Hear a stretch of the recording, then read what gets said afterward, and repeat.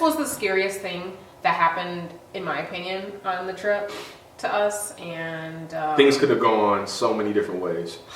Let's just kind of get into it.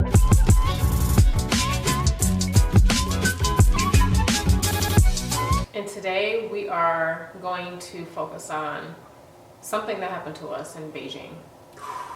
First of all, there are a lot of things that happened on the trip that we weren't able to record or talk about or go into detail. When things happen, you're not prepared. You don't know what's going to happen. So all of a sudden you're like, oh, wow, this is happening. Do you pull the camera out? Usually it's not safe and you're trying to hurry up and get out of that situation. So you're not able to record it. So we're here to talk about some of those times. So arriving to China, the cultures are completely different. And I think that was the first thing that I realized getting off the airplane and kind of just walking through the airport. Yeah.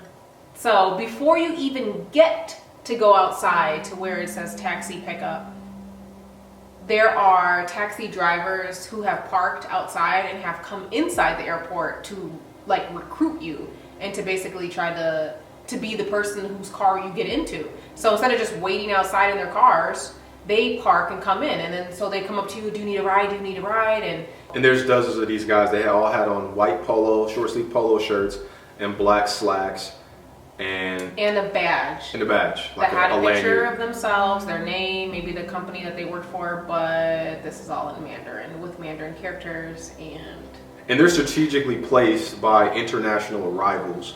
So they know people from the States are coming in, people from all different countries who never been to China are coming in, and this is where it kind of gets a little tricky. So they also take advantage of foreigners, which that happens in many other countries. Like, let's just say it was going to cost you $5 to get to a mall that was nearby. If they see that you're a foreigner, that's probably going to be more like $15. When we got to Beijing from Tokyo, Japan, we were exhausted and we're just like really tired, and we probably haven't eaten. And that's exactly what happened on this day. And so we finally found a guy after negotiating for over an hour. Remember that? Literally over an hour, going back and forth with different drivers. He was still over what the Airbnb host estimated, but he was the cheapest. So he had us follow him. And instead of going out to the area that was labeled taxis to like go outside to that area, he took us to a different level of the airport, to the basement. And we walk out and it's like a parking structure and there's like regular cars in there. We don't see any taxi. He's walking us to this car, we have our bags, and we're looking like.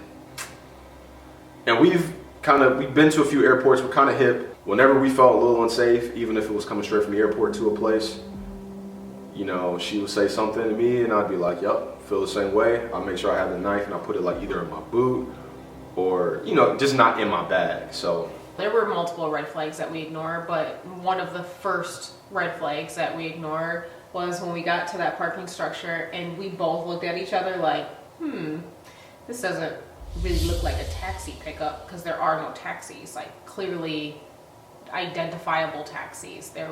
Were just regular cars.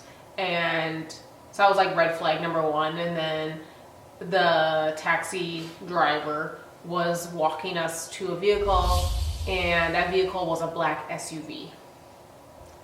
And it was clearly not a taxi.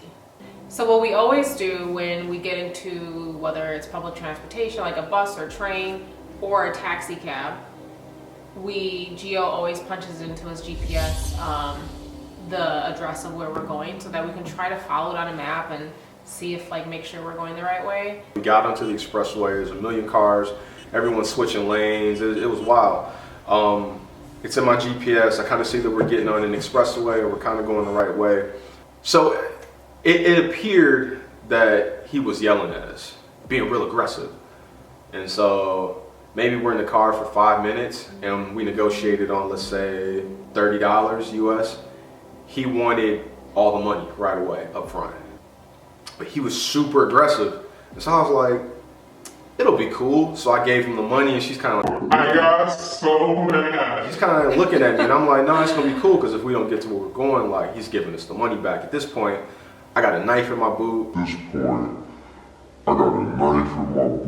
We've been haggled and almost harassed by like all these different taxi guys. So I just didn't feel like playing.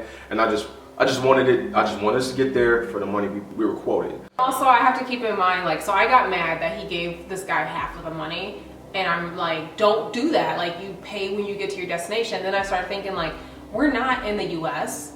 Everybody doesn't necessarily do it like we do it, where you get to your destination, then you pay. Maybe some places you pay up front, and that wouldn't be like super unusual, or to be given like half. So I was like, all right, I guess, like.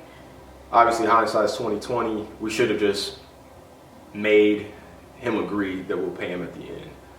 But we didn't know at the time, like you said, different country, different cultures could just be different. Yeah, and the guy didn't speak any English. We didn't speak any Mandarin, so. I'm like, listen, it's really simple. We either get to where we're going, or I'm getting the money back. And like, that's just what it came down to for me, and I was really sure about that. So I'm GPSing where we're going. We're on the expressway. All of a sudden, I see us take an exit. We're supposed to be on the same highway for 20 miles. We take an exit. Listen, my heart was like pounding because this guy was yelling at us. He was very aggressive, like when he was trying to get the money from us. So this whole thing just started off very odd. Very odd. The whole thing started very odd.